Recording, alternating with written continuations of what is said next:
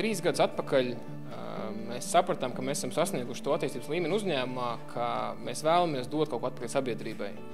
Un tad mēs domājām, kādā veidā sabiedrībai palīdzēt, vai vienkārši ziedot naudu, kā to dara citu uzņēmumu, jau esošiem labdarības projektiem, vai tomēr veidot ko jaunu.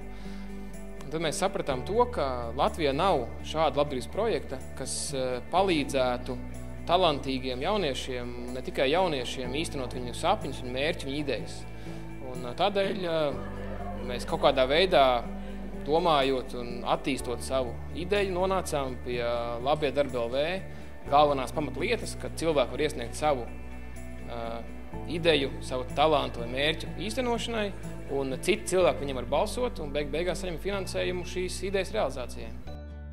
Redzot tos visus cilvēkus, saņemot tās balvas, es atkal un atkal pārliecājos par to, ka mums Latvijā ir cilvēki, kas tic saviem sapņiem un iet uz tiem. Un man ir prieks, kad viņi neapstājās pie savām robežām, kuras saka, nē, tu nevari, kad tev nesanāks, bet viņi redz to dzirksti, kas tur deg tālumā, un viņi ar visu sirdi vēlās viņu sasniegt. Man ir ļoti liels prieks bijis piedalīties projektā Labie darbi, un es pasniedzu projektam Gada cīnītājs. Gada cīnītājs bija Armands Tripāns, kurš brauca uz pasaules čempionātu ar slidām, kas man liekas saucās Crash Ice. Un tiešām es novēlu gan labiem projektiem, gan arī Armandam Tripānam, gan arī visiem, kas piedalās šajā projektā, nepadoties, jo tiešām mazi cīnīši spēja paveikt lielus darbus. Un, manuprāt, šie darbi ir kā pierādījums tam, kad ar labām domām, ar labiem cilvēkiem apkārt mēs tiešām varam panākt ļoti daudz. Labiem darbiem gribētu novēlēt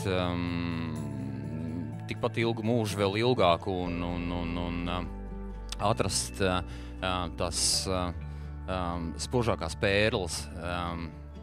Es saprotu, ka līdz šim tas ir izdevies un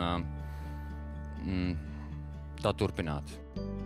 Esmu ļoti saviļņota un man ir liels prieks, ka mūsu projekts ir ieguvis SMS kredīta simpātija balvu un ļoti ceram, ka arī šo mēs varēsim ieguldīt jaunajos formas tērpos, jo kā jau teica, kad šogad izlase brauc uz pasaules čempionātu, ja iepriekš braucām uz Eiropas, tad šogad braucam uz pasauli, un ir jaunas meitenes, kurām būs nepieciešama gan jaunas svārciņi, gan krekliņi, gan garās formas, gan parādas formas.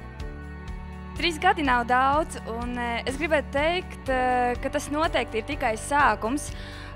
Pasaulē un arī tepat Latvijā katru dienu rodas tūkstošiem, varbūt miljārdiem vai miljoniem ideju, bet tikai īstenotās idejas iemirdzas nes prieku mums visiem un pacels augšā gluži kā lidojošās laternas vasaras naktī. Un cik brīnišķīgi, ka mūsu spēkos, Labo darbu komandas spēkos, ir palīdzēt kādai idejai iemirdzēties vēl jo īpaši spilgti.